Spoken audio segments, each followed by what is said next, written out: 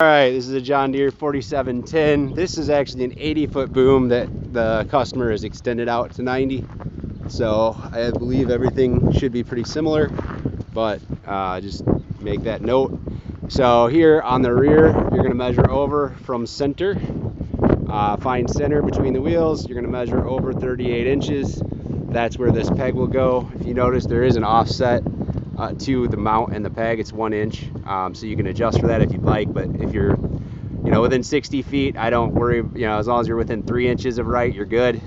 Out to 120 if you're try to be closer at the tips, but otherwise you should be fine. So this here is your first drop. You can just direct mount it. We do have extensions there that you can do, and then that would get you a little bit further from your tire, but when you're backing up, you're going to want to be lifting up anyway.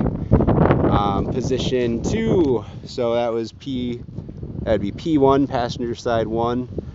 P2 is right over here on this 1.5 inch square tube.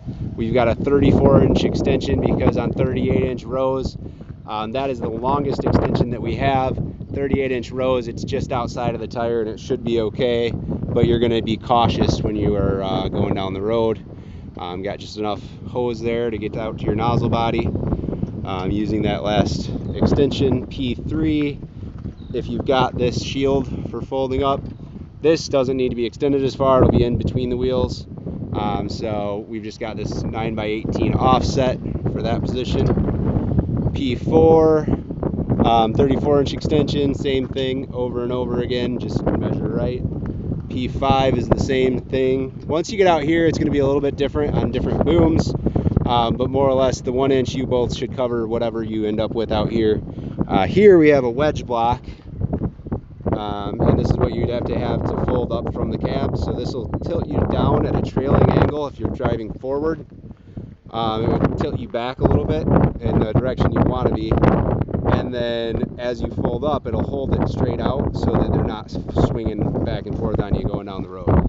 And then the last drop here on 38-inch rows is the same exact thing. This is the extension that the customer made, and I wouldn't recommend doing this necessarily. I would extend, if I was to extend this boom myself, I would come in here and do an extension. That breakaway is pretty interesting, so we'll see what happens here.